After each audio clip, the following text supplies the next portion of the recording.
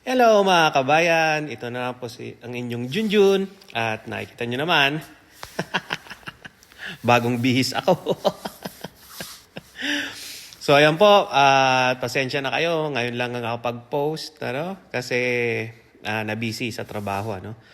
At saka maraming mga pangyayari nung mga nakaraang araw. So malamang sa malamang, itong reaction video ko ay medyo late reaction video na ito. So ang video po na ito ay tungkol doon, or ang reaction nito ay tungkol doon sa video ni Vice President Sara Duterte doon sa press con niya. At alam ko karamihan sa inyo napanood na siguro yung full coverage nung kanyang press conference. So panoorin nyo po, nasa YouTube naman. Pero ito po yung isa sa, kumbaga, tawag pansin sa akin dito sa sinabi ni Vice President Sara Duterte, na talaga namang baga naantig ang aking damdamin. Dahil para po sa akin, bilang mamamayang Pilipino, naniniwala pa rin naman ako sa kakayanan ng ating mga kapulisan, ng ating mga sundalo, ng ating armed forces, na talagang sila naman po, ang karamihan pa rin naman sa kanila ay talagang inaalay ang buhay para sa kapakanan ng mamamayang Pilipino. So dito sa kwento niya, nakakalungkot na ganun nga yung ginawa ni PBBM. At nandito rin yung video na kung saan si Pangulong Rodrigo Duterte dati naman ay binigay ang kanyang relo sa isang graduate. So panoorin natin ang video, mag-react. This is your Junjun. Junjun is in.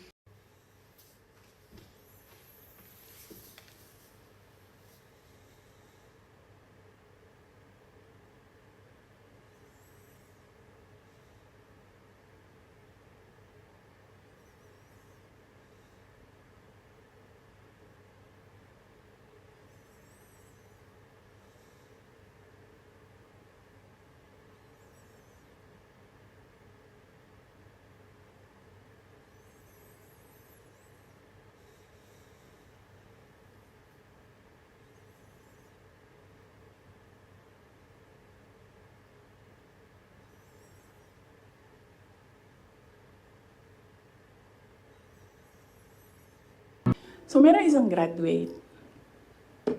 Sabi nung graduate, Mr. President, can I have your watch as a graduation gift?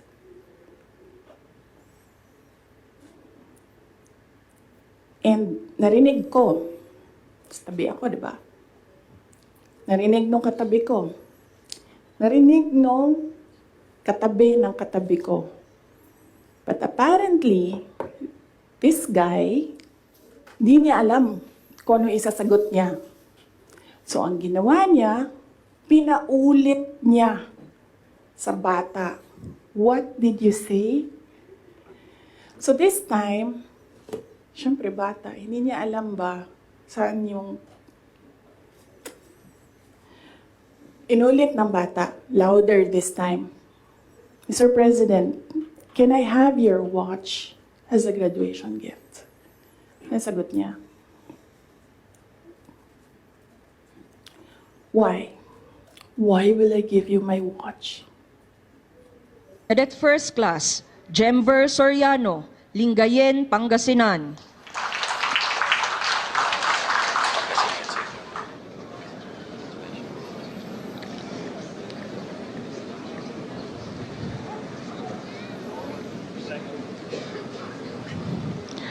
Cadet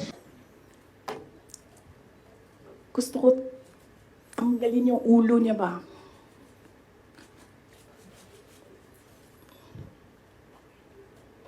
Na itong dalawang katabi ko, tumawa pa. Pinagtawanan pa nila yung bata. Imagined myself cutting his head. Gusto ko, ganun din ang gusto ko gawin doon sa mga katabi ko. Gusto ko sabihin sa kanya,